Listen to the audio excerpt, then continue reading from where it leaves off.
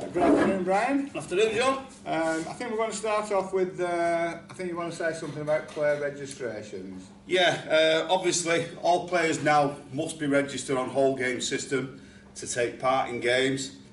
It was brought to our attention last week that there's a couple of, let's just say, anomalies. Obviously those teams concerned, or the clubs concerned, have been notified. Can we just bring it to your attention? If anybody is found to be falsifying documents for player squad sheets, they will be dealt with in accordance with league and FA rules.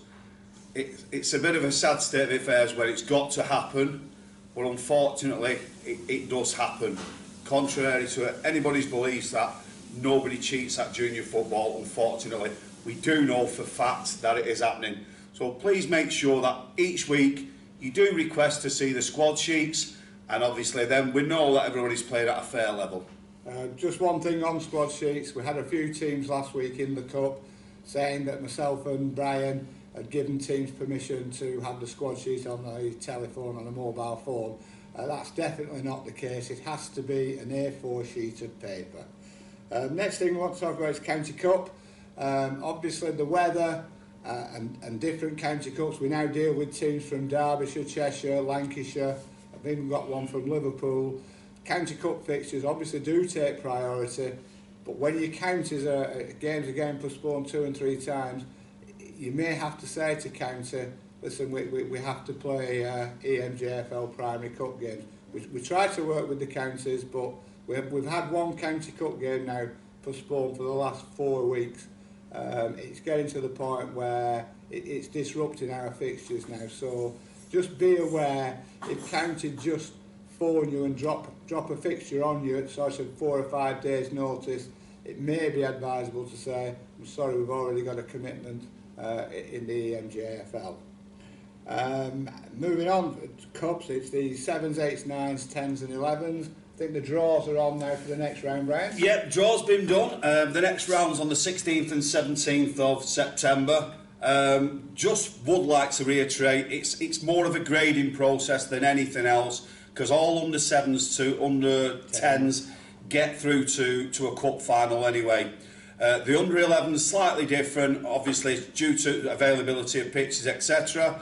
There will be obviously the Primary Cup, the Challenge Cup, and then the divisional cups, the JFC Sports, with the losing semi-finalists of that, they'll go to contest the Martinet Memorial Cup at the end of season. The next thing is we've had 2 or 3 referees phoned us up this morning to say that their teams for Saturday and Sunday have not confirmed the matches. Referees will look, if you don't confirm your match, they'll look to pick up another fixture. Obviously, they need to know what they're doing on Saturday and Sunday. You really do need to, managers, you need to start confirming with your referee Wednesday at the very, very latest. We've had 2 games today that you will not now get a referee because you've not confirmed he's took another fixture. Yeah, just on that, John, obviously we do appreciate that there is quite a lot of games at the moment going uncovered, so we appreciate that on a Wednesday when you check you might not have a referee allocated to you. However, when we do appoint one, you should get your email through via the full time to say that there's one been appointed. Just look at them as soon as you can. And obviously, as always, if you haven't been appointed one by Wednesday, we tend to put an email out to see what the availability is of them referees. So just keep double checking on a daily basis from Wednesday onwards. I think on the emails, Brian, I presume that when the referee is appointed, if he knows he's got a game, then the team know they've got a game, because it's the same email that goes out, is it? It's an email to say that it could affect them, yes. So technically, the referee as well as the teams get a notification to say there's been a game appointed, a referee appointed, etc. However, what the referee won't know is, one, whether or not you've got 2 pitches at the venue you play at. So obviously just give them a bell, same with your opponents, give them a bell, let them know where you're up to, because if you've got 2 pitches, they'll need to know where to meet you, obviously on the day of the game. Yeah, no problem with that. Obviously we've already been notified that Tameside pitches are off this weekend. We realise with the weather yesterday there will be an awful lot of games on grass that are off this weekend. Again, if you know your game's off, let the referee know and let your opponents know as soon as possible. Nothing we can do about the weather, of course.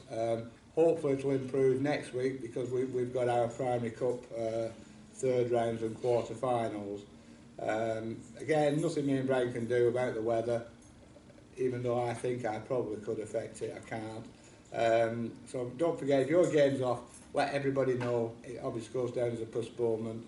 You will still get your SMS message, so just put down postponed and then we'll all know where we're up to. Last thing, Brian, we're on Remembrance Weekend, if you want to talk teams through it. Yeah, we're going to do all the minute silence prior to all fixtures this weekend, obviously the ones that are on. So obviously we'd like to invite all parents, spectators and children to participate with us. That'll run at all games, at all venues this weekend. Like I say, at the central venues it will be before each set of kick-offs. That's correct, yeah. Apart from that, I can't really say enjoy your football this weekend. I don't think there'll be a lot on. If your game is on, obviously central venues 3Gs, as usual, enjoy your football, wrap up warm, apparently it's going to be quite cold.